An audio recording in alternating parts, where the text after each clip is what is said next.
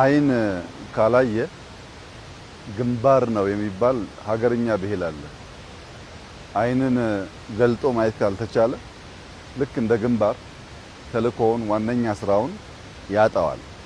እኛ በበቂ ማየት ባለመቻላችን ለዘመናት በከተማችን ልናይ የሚገባንን ውበት ልናይ የሚገባንን ሳቢ ቦታ ማየት ሳንችል ኖረናል።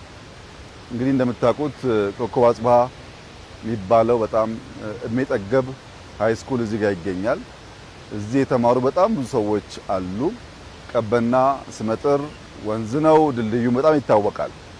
በዚህ አካባቢ ብቸኛው ድልድይ ስለነበረ በዚህ ድልድይ ያልተሻገረ ይሄን አካባቢ የማያውቅ ብዙ ሰው የለም። አዲስ አበባ ቀበና አሁን ያለውን ቅርጽ፣ አሁን ያለውን መልክ፣ አሁን ያለውን ውበት ሊይዝ ይችላል ብሎ ማየት ያስፈልጋል። አስቀድሞ ማየት ሲቻል ስራ ይከተላል። ያው እንደምታስታውሱት ኮሪደር ስንጀምር ዋነኛ ስራችን የነበረው እንደ መሪ የወሰድነው 3P ነው። የመጀመሪያው ፒ ፕሌስ ነው፣ ቦታ። ቦታን ለይቶ አንጥሮ ማየት መቻል፣ ቦታን በበቂ መለየት መቻል። ሁለተኛው ፒ ፓተርን ነው። ቦታን ማየት ብቻ አይደለም፣ አጠቃላይ ጉዞውን ሲምለስ የሆነ ፓተርን ማልበስ ይፈልጋል። ሁለተኛው ፒ የነበረው ፓተርን ነው። ሶስተኛው ፒፕል ነው። ለሰዎች ምቹ እንዲሆን ቦታን አይተን ፓተርን አስይዘን ዜጎች፣ ታዳጊ ልጆች ሀገራቸውን እየወደዱ በሀገራቸው እየቧረቁ ማደግ አለባቸው የሚል ቁጭትና እምነት መሻት ነው የነበረን። ዛሬ እንግዲህ አዲስ አበባ ውስጥ መጠነኛ ቢች አየን፣ ሌክ አየን፣ ጄት ስኪ አየን፣ ትናንሽ ቦቶች አየን። የተጓዝነው 10 ኪሎ ሜትር ገደማ ነው። ከንጦጦ ጫፍ ጀምሮ እስከ ቀበና 10 ኪሎ ሜትር፣ ከጣሊያን ኤምባሲ ጀርባ ጀምሮ እስከ ቀበና ሌላ 3-4 ኪሎ ሜትር እንዳየኸው በሁለቱም ሳይድ ወኮ ያለው በጣም ብዙ ቦታ ለልጆች መዝናኛ የሚሆን ቦታ አለው። ዛፎች፣ ፍሩቶች ተተክለዋል። ከላይ ጀምሮ በጣም ተተክሏል ፍሩት። የሚፈለገው ይሄ ነው። ወፎች መብላት እንዳይቸገሩ ፍሩት ካለ መጠጣት እንዳይቸገሩ ውሃ ካለ ይመጣሉ፣ ታያቸዋል። ኔቸር ይጠራራና ትክክለኛ ውበቱን ይገልጣል። እና ያየነው ነገር እንደዚህ ያለውን ተስፋ እንደዚህ ያለውን የኢማጂኔሽን ፓወር ሰርተን ጨብጠን ስናየው በእጅጉ ያስደስታል። እንግዲህ መደመር ዋና እሳቤው ቦታ አንሰራም አለ፣ ውሃ አንፈጥርም ሰጥቶናል። እሱ ዛፎች አሉ፣ የሰው ጭንቅላት አለ፣ ሀብት አለ። በየቀኑ ደግሞ የደከሙ ገንቢዎች አሉ። የብዙ ሰዎች ድካም ውጤት ነው ይሄ። ያ ሲደመር እንደ አውትካም የሚፈጠረው ክሱትነት ነው። መደመር ፕሮሰስ ነው። የሚከሰተው አዲሱ ኢመርጅ የሚያደርገው ማንነት ደግሞ አውትፑት ነው። ገንዘብን፣ ዕውቀትን፣ ጉልበትን፣ ሐሳብን፣ የአመራር ብቃትን፣ ሱፐርቪዥንን ስንደምር የዚህ ፕሮሰስ ውጤት የሚከሰተው አዲሱ ነገር ኢመርጅ የሚያደርገው ነገር እንደዚህ ያለው ውበት ይሆናል።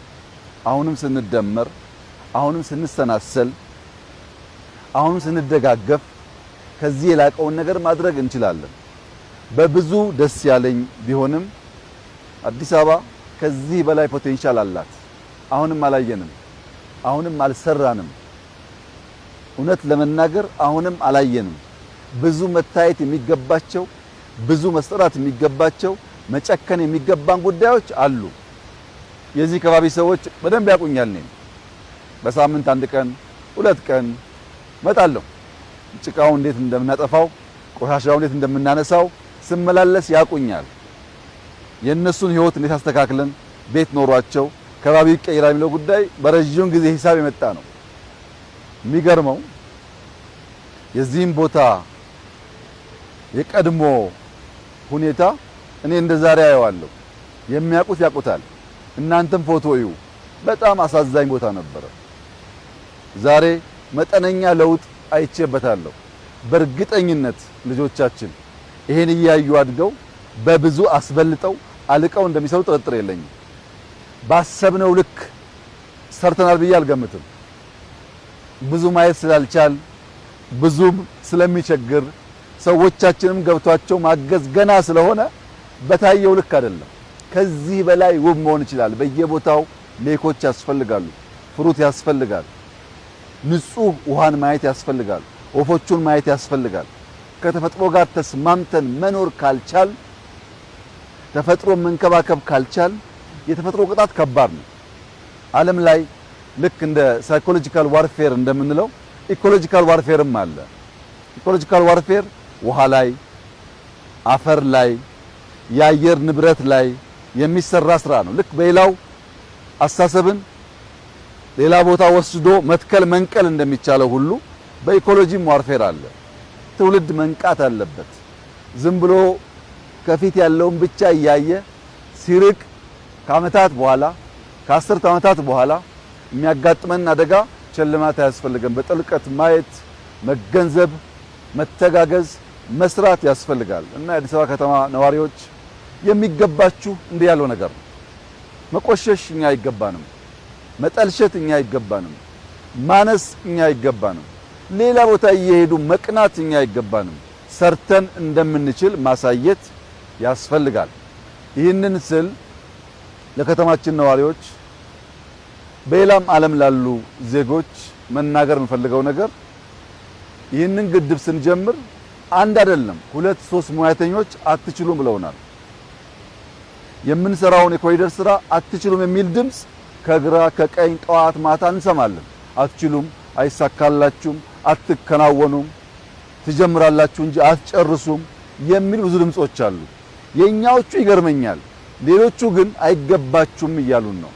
የለም ይገባናል፣ የለም እንችላለን፣ ጥንታውያን ነበርን፣ በመሃል ጠፍተን ሊሆን ይችላል፣ ብንሰናሰል፣ ብንደመር፣ ብንተጋገዝ ውብ አገር አለን፣ ከማናችሁም የማያንስ ኢኮሎጂ እኛም ተሰጥቶናል ብለን መናገር ብቻ አይደለም ሰርተን ማሳየት አለብን።